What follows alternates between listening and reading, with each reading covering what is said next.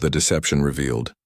The massive crystal dome of the Galactic Federation Council chamber buzzed with nervous energy as representatives from 43 different species gathered for an emergency session. Ambassador Elena Rodriguez sat quietly. In the small section reserved for primitive species, her simple black Earth suit a stark contrast to the elaborate biomechanical armor and crystalline forms surrounding her. Elena appeared to be taking notes on an old-fashioned paper tablet, but the device was far more sophisticated than anyone suspected. Every word, every gesture, every tactical display was being recorded and transmitted instantly to a hidden facility buried 3 miles beneath the Colorado mountains. Chancellor Vextar, a towering insectoid being with 4 arms and compound eyes that reflected the chamber's lights like mirrors, called the assembly to order. His translator device rendered his clicking speech into the common galactic language. Fellow beings of the Federation, we face our darkest hour. The Void Hunters have returned from the dead zones beyond our galaxy. 3 outer rim colonies have already fallen to their harvesting fleets. Murmurs of fear rippled through the chamber. Elena kept her expression neutral, though her enhanced contact lenses were recording every detail of the tactical displays that appeared above the assembly. The Federation believed she was just a human diplomat from a backward world, but she was actually one of Earth's most skilled intelligence officers. Our greatest ships were destroyed without firing a single shot, continued Chancellor Vextar. The Void Hunters possess technology that drains energy directly from our power cores. Our shields fail, our weapons go dark, and then they harvest entire populations for their bioenergy. A crystalline being named Resonance Prime spoke up, its voice like the sound of wind through crystal caves. We must evacuate the outer systems and establish a defensive perimeter around the core worlds. Perhaps if we sacrifice the frontier, we can save the heart of civilization. Cowards talk, growled Ambassador Korath from the warrior species of Drakmor. His scaled reptilian form bristled with barely contained aggression. We should strike first, hit them before they can organize. The Drakmor fleet stands ready. Your warrior pride will doom us all, hissed Vextar. The Void Hunters destroyed a battle group of your finest ships in minutes. We need time to research their technology to find weaknesses. Elena raised her hand slightly and the chamber fell silent. Most species present barely acknowledged Earth's existence in normal circumstances. Their technology was considered primitive, their ships small, and weak compared to Federation vessels.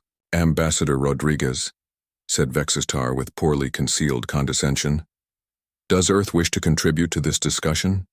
Perhaps your people have insights from your limited experience with warfare? Elena stood slowly, maintaining the humble demeanor she had perfected over 5 years of diplomatic service. Honored Chancellor, Earth would like to offer our assistance in any way possible. We may not have your advanced technology, but humans have learned much about surviving against superior enemies. Scattered laughter echoed through the chamber. A floating gas being called whisper wind spoke in tones like rustling leaves. What could a species that still uses chemical rockets possibly offer against the Void Hunters? Elena smiled with practiced uncertainty. Perhaps nothing, honored beings. But we would like to try. Earth has 12 small patrol ships currently in this system. If you could share the tactical data from the attacks, our analysts might notice something your advanced computers missed. More laughter followed. Chancellor Vextar's compound eyes glittered with amusement. Very well, primitive one. We shall transmit the battle data to your vessels. Study it well, though I doubt your limited understanding will reveal anything our greatest minds have missed. The chamber's holographic displays activated, showing detailed recordings of the Void Hunter attacks. Elena watched carefully, though she already knew what she would see. Earth's hidden sensor networks had been monitoring the attacks in real time, and their scientists had already identified the Void Hunter's weaknesses.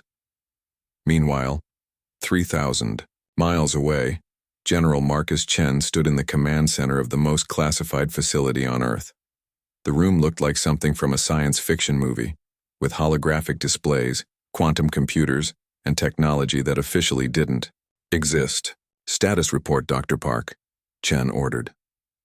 Dr. James Park, a brilliant physicist in his 40s, manipulated a three-dimensional hologram showing the Federation's tactical data. The Void Hunters are using quantum energy siphons, sir. They're essentially vampires that feed on the zero-point energy that powers Federation technology. And our ships? Completely immune. Our fusion reactors and antimatter cores operate on different principles. The Void Hunters' energy drains will be useless against us. Chen nodded grimly. For 60 years, ever since the first alien probe had been detected entering the solar system, Earth had been playing a careful game.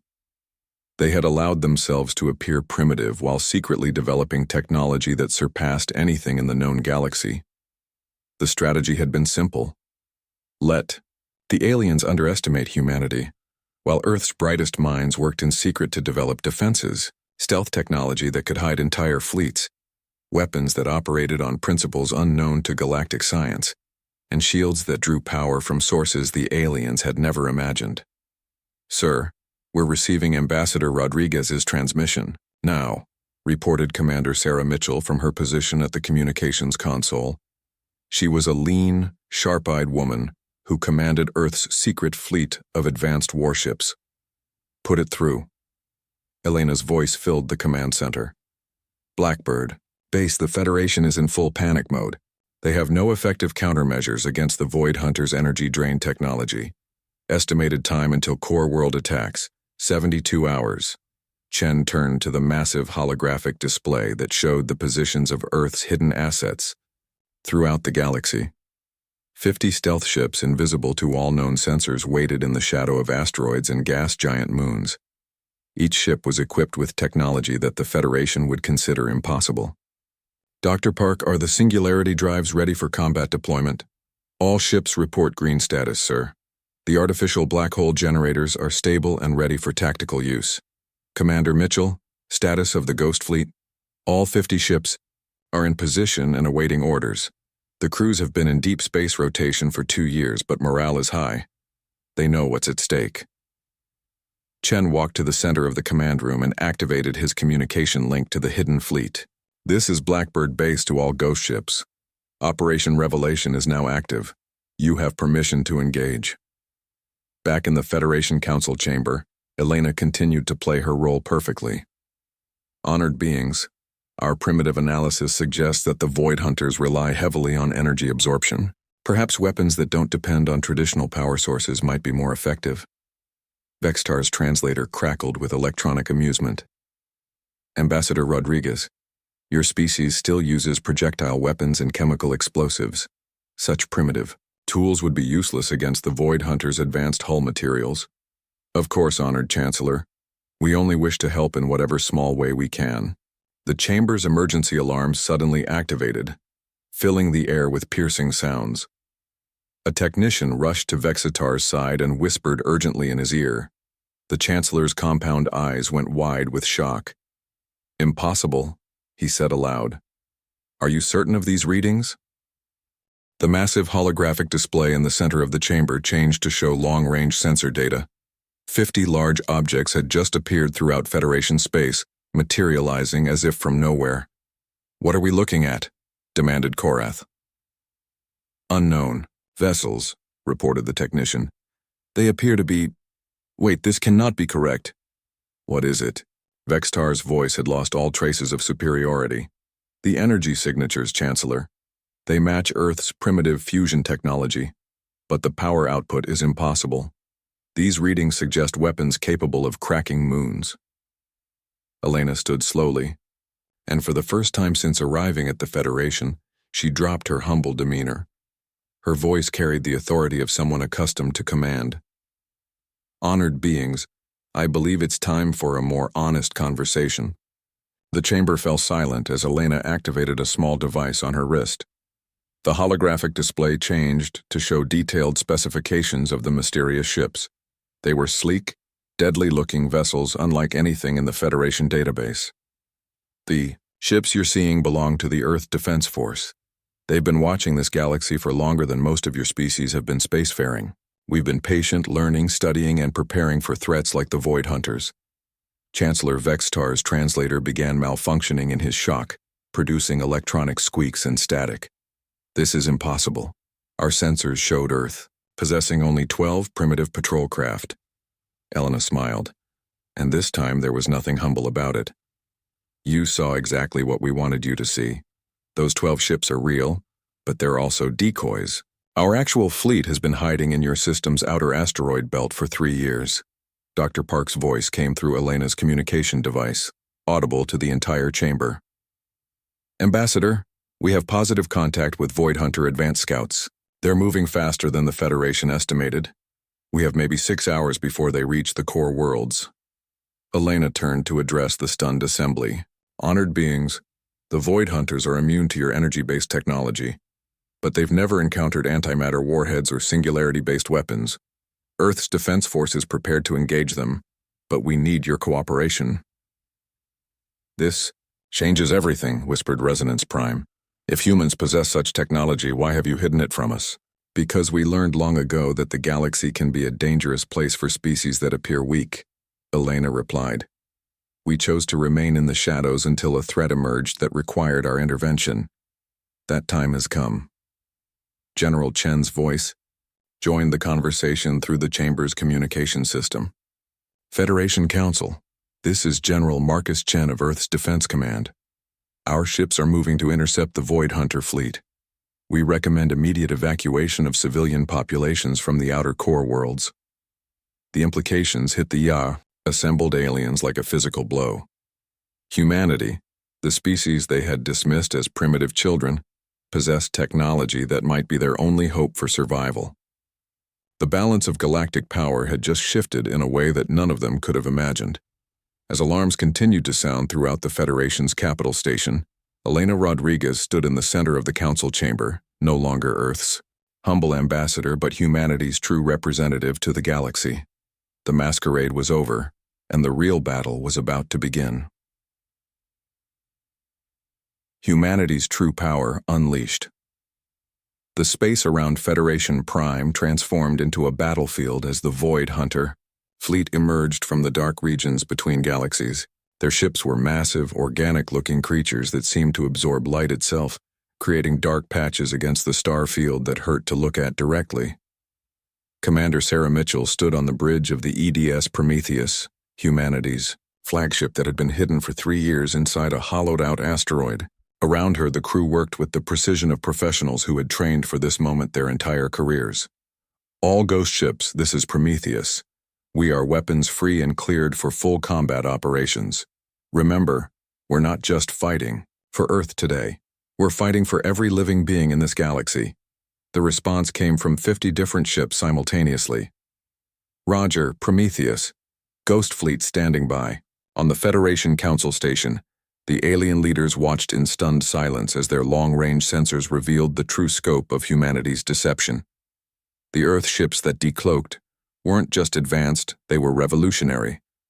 Their hulls were made from materials that seemed to bend space around them, and their weapon signatures showed power levels that defied known physics. Chancellor Vextar's voice shook as he spoke. Ambassador Rodriguez, how is this possible? Our finest scientists have studied physics for millennia. How did your species develop such technology in mere centuries? Elena's response was calm and confident. Because we had to, Chancellor. When we first detected your probe entering our solar system 60 years ago, we realized we were not alone. We also realized we were vulnerable, so we made a choice to sacrifice everything for survival. General Chen's voice joined the conversation from Earth's command center. Chancellor, while your species were perfecting energy-based technology, we took a different path. We mastered matter manipulation, gravitational control, and quantum mechanics. Our weapons don't use energy that can be drained. They manipulate the fundamental forces of the universe. The first engagement began as a squadron of Void Hunter vessels approached Federation Prime. The alien ships moved with predatory grace, their energy-draining fields extending like invisible tentacles to disable any Federation vessels that tried to resist. Commander Mitchell watched the tactical display as 12 Federation cruisers moved to intercept. Within minutes, all 12 ships went dark as their power cores were drained completely. The helpless vessels drifted in space while the Void Hunters moved in for harvesting. All ghost ships, engage pattern Delta 7. Show them what real predators look like. The human fleet moved with coordination that amazed the watching Federation observers. Unlike the rigid formations favored by galactic military doctrine, the Earth ships flowed like a school of fish, each vessel anticipating the movements of the others through quantum-linked communication systems. The EDS Reaper, under Captain Lisa, Wong fired the first shot. Instead of energy beams or particle weapons, the ship launched what appeared to be a small black sphere. The object moved slowly compared to traditional weapons, but when it contacted the lead Void Hunter vessel, reality seemed to bend around the impact point. Singularity torpedo impact confirmed, reported the Reaper's weapons officer. Target vessel is being consumed by an artificial black hole. The Void Hunter ship, previously invincible against energy weapons, was literally torn apart by gravitational forces that it had no defense against. The creature's death screams echoed across subspace frequencies, causing every other Void Hunter in the fleet to recoil in what could only be described as fear. Dr. Park monitored the battle from Earth's command center, his instruments showing readings that validated years of theoretical work. General, the singularity weapons are performing exactly as predicted. The Void Hunter's energy-draining abilities are useless against gravitational manipulation. What about their hull composition? Chen asked. Irrelevant, sir. When you compress matter to the density of a neutron star, even exotic alien materials behave according to standard physics. The battle intensified as more Void Hunter vessels joined the fight. They had quickly learned that their traditional, energy-draining tactics were useless against the human fleet, but they possessed other weapons. Massive tentacle-like appendages emerged from their hull surfaces, trying to physically grapple with the human ships. Captain Rodriguez of the EDS Lightning found herself engaged in close combat with a Void Hunter vessel 3 times her ship's size. The alien creature wrapped metallic tentacles around her ship, trying to crush the hull. Engineering, I need full power to the hull integrity fields, she ordered. Captain, we're being pulled into some kind of biomechanical maw. The creature is trying to consume our ship whole. Rodriguez smiled grimly. Then let's give it indigestion. Activate the antimatter self-destruct, but route the explosion through the gravitational lens array. Ma'am, that's never been tested in combat. Today seems like a good day to test it. Execute on my mark. The EDS Lightning's experimental weapon system converted the ship's antimatter reserves into a directional gravitational wave that tore through the Void Hunter vessel like a knife through tissue. The alien creature released its grip and drifted away, its biomechanical systems failing as fundamental forces that it had never encountered overwhelmed its defenses. Chancellor Vextar watched the battle with growing amazement and horror. The humans weren't just winning. They were demonstrating complete tactical superiority against an enemy that had effortlessly destroyed the Federation's finest fleets. Ambassador, Rodriguez, your people fight like they've been preparing for this specific enemy for decades. Elena's response was matter-of-fact. We have been. Our deep space monitoring stations detected Void Hunter scout ships 5 years before they made contact with Federation territory. We've been studying their technology and developing countermeasures ever since. But why didn't you warn us? Would you have believed us? A primitive species claiming to have detected threats that your advanced sensors missed? You would have dismissed us as delusional. The truth of her words hit the assembled alien leaders like a physical blow. They had been so convinced of their own superiority that they had ignored the possibility that newer species might have insights they lacked. The tide of battle shifted dramatically as the human fleet demonstrated weapon after weapon that the Void Hunters had no defense against. Plasma torpedoes that burned hotter than stellar cores, gravitational mines that created miniature neutron stars, and something called quantum disruptors that seemed to make enemy ships simply cease to exist. Commander Mitchell coordinated the EAMIM final assault with ruthless efficiency. All ships implement Operation Checkmate, target the command vessels with maximum force. The human fleet converged on the largest Void Hunter creatures, ships the size of small moons that coordinated the enemy fleet's movements. The EDS Prometheus fired a weapon that Federation sensors couldn't even classify, a beam of pure gravitational force that compressed the target vessel until it collapsed into a temporary black hole. The remaining Void Hunter fleet began to retreat, but the human ships pursued them with relentless determination. This wasn't just a tactical victory, it was a complete routing of an enemy that had seemed invincible. As the last Void Hunter vessel fled into the dark spaces between galaxies, Commander Mitchell opened a communication channel to the Federation Council Station. Chancellor Vexistar, this is Commander Mitchell of the Earth Defense Force. The immediate threat to Federation space has been neutralized. However, we need to discuss the future of human-Federation relations. The Council Chamber fell silent as the implications became clear. Humanity was no longer the primitive species they could ignore or patronize. Earth possessed technology and military capabilities that made them potentially the most powerful force in the known galaxy. General Chen's image appeared on the Council Chamber's main display. Behind him, the Earth Command Center buzzed with activity as analysts studied the battle data and prepared for whatever came next. Honored beings of the Federation, Earth extends an offer of alliance. We've proven that our species can work together to face existential threats. But any future cooperation must be based on mutual respect and equality.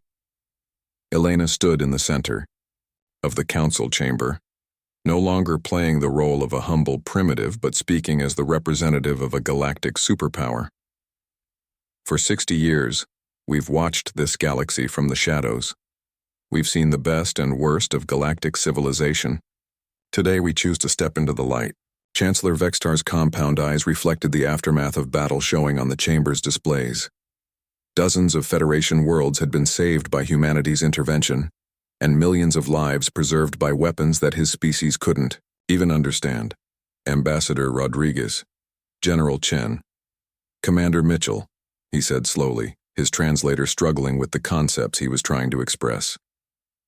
The Federation owes humanity a debt that can never be repaid. We would be honored to welcome Earth as not just a member species, but as equals in the protection of galactic civilization. Dr. Park's voice came through the communication system from Earth. General, long-range sensors are detecting more Void Hunter fleets in neighboring galaxies. This may have been just the first wave. Chen nodded grimly. Then we have work to do. Commander Mitchell, bring the fleet home. We need to upgrade our shipyards and begin mass production of our new weapon systems. Elena addressed the Council one final time. Honored beings, humanity is prepared to share our defensive technology with all Federation species, but understand that Earth will no longer hide in the shadows. We take our place in this galaxy as protectors of all sentient life. As the human fleet began its journey back to Earth, the balance of galactic civilization had changed forever. The species that had been dismissed as primitive children had revealed themselves to be the galaxy's guardians, armed with technology that made them protectors of worlds they had never even visited. The age of human isolation was over, and a new chapter in galactic history had begun. The Void Hunters had awakened something they never expected: humanity's determination to protect not just themselves, but every living being in the cosmos. And that determination, backed by technology that operated on principles the galaxy had never imagined, would reshape the future of all known space. The stars themselves seemed to shine brighter, as if reflecting the hope that humanity had brought to a galaxy that had forgotten how to defend itself.